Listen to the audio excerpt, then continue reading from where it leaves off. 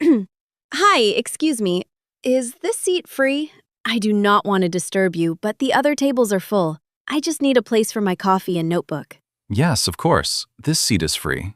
Please sit down. You are not disturbing me at all. Thank you, that is very kind of you. This cafe is more crowded than usual today. Do you come here often in the morning? Yes, I do. I usually come here 3 or 4 times a week before work. It is a good place to relax and start the day slowly. That sounds nice. I come here sometimes, but mostly on weekends. Today I had an early class nearby, so I decided to stop here for coffee. I see. Then this morning is a little different for you. My name is Alex, by the way. It is nice to meet you. Nice to meet you too, Alex. I am Sophia. I always think it is easier to start a conversation when people are friendly. I agree with that. A simple hello can make everything feel more comfortable. Sometimes people want to talk, but they just do not know how to begin. Yes, that happens to me too. I often want to speak first, but I worry that I may sound awkward. Today I told myself to be brave and just say something simple. That was a good choice. You started in a natural way, and it worked well. Asking about the empty seat was easy, polite, and clear. I am glad to hear that. I want to get better at everyday English, especially when I meet new people.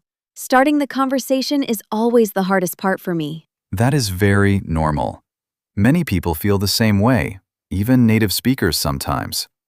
The first few lines matter, but they do not need to be perfect. Really? That makes me feel better.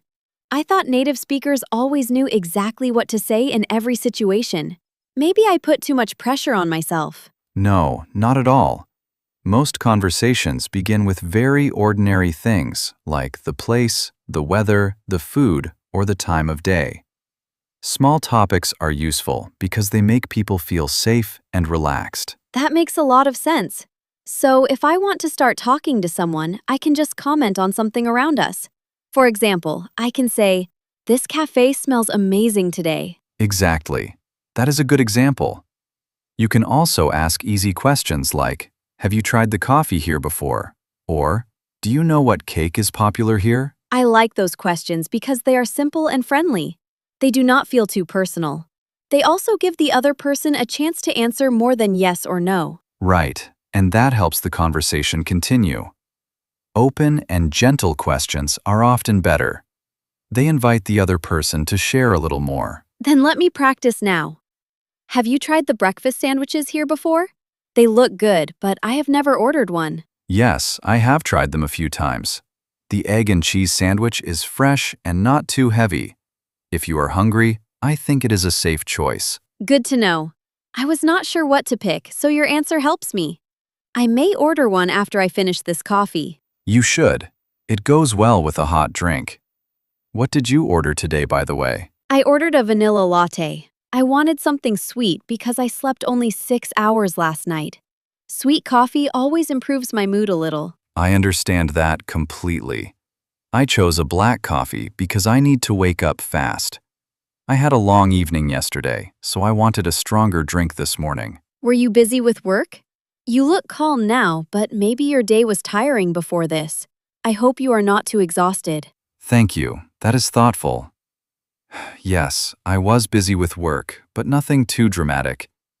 I had meetings, emails, and one project that needed extra attention. That sounds like a full day. I am still a student, so my schedule is different. Some days are light, but other days feel very long because of classes and homework. What are you studying?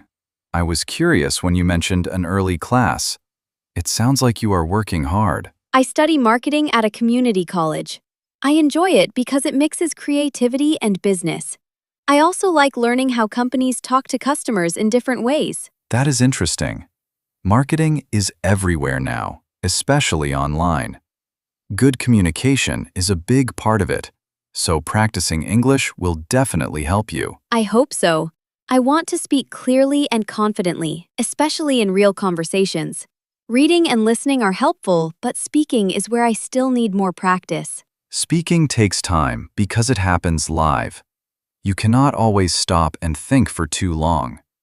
That is why simple conversation practice like this can be very useful. Yes, I can feel that already.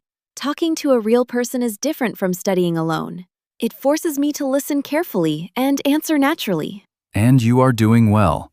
Your questions are clear, and your answers are easy to understand. That is more important than using difficult words. Thank you, Alex. That gives me confidence. Sometimes I think I need fancy vocabulary, but basic words are probably better for daily conversation. They usually are. Simple English is powerful because it is direct and natural. When people feel comfortable, the conversation grows by itself. I like that idea. Comfort first, then longer conversation later. Maybe that is why greetings and small comments are so important at the beginning. Yes, they create a bridge between strangers. After that, you can move to easy personal topics like work, study, hobbies, or favorite places. The key is to stay respectful and not ask questions that feel too private too soon. That is a very good point. Sometimes learners do not know which topics are safe. I think hobbies are one of the easiest topics because almost everyone likes something. I agree. Hobbies are great because they show personality without making people uncomfortable. So, what do you enjoy doing when you are free? I like reading, taking short walks, and making simple videos for social media. I also enjoy listening to English podcasts when I clean my room or ride the bus. What about you?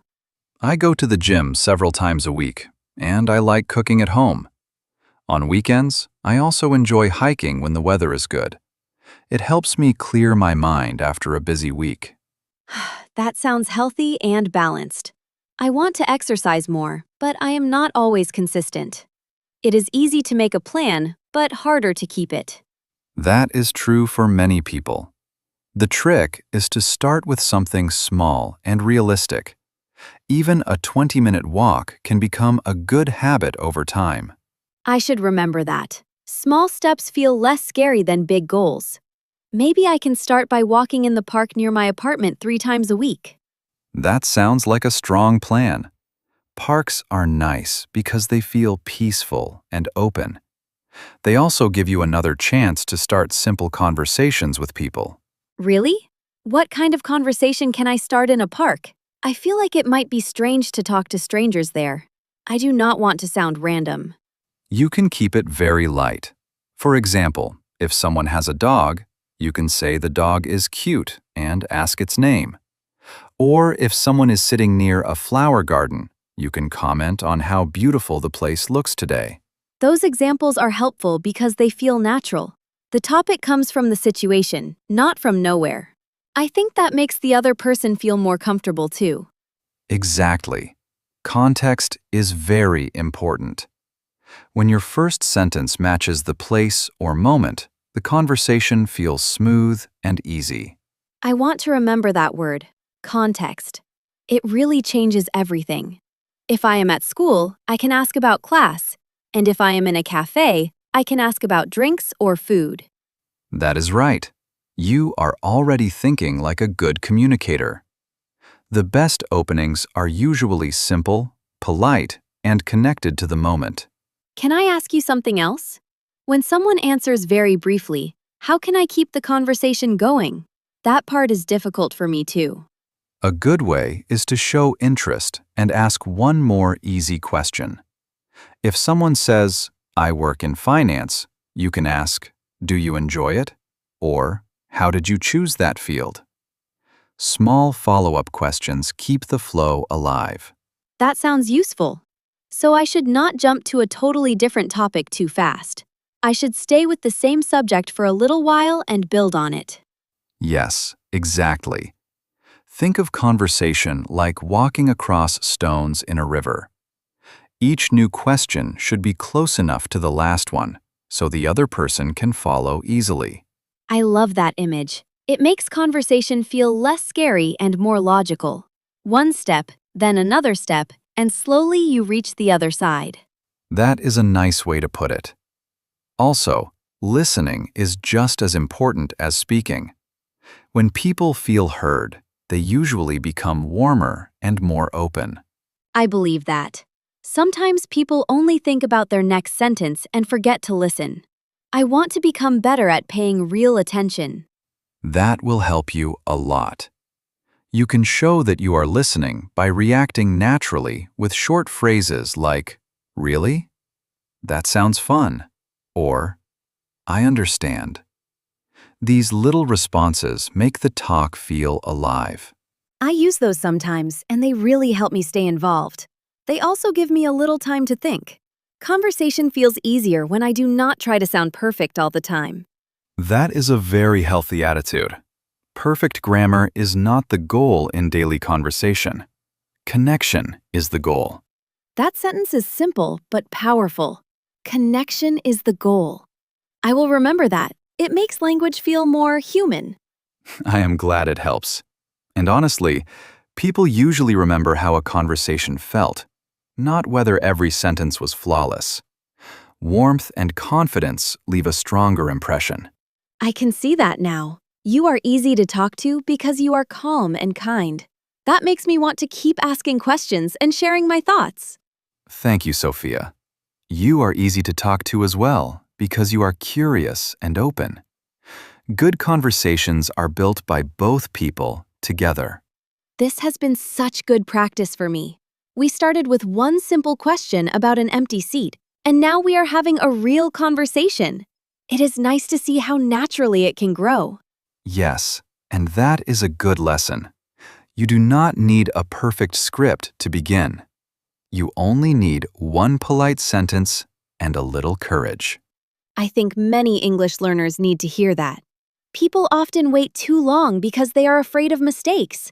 But if they start small, they may be surprised by how much they can say. I agree completely. Progress often begins with simple moments like this one. A greeting, a question, and a willingness to continue can open many doors. Before I go, can I ask one last practice question? What do you usually do on weekends when you are not working? I want to try ending our talk in a natural way too.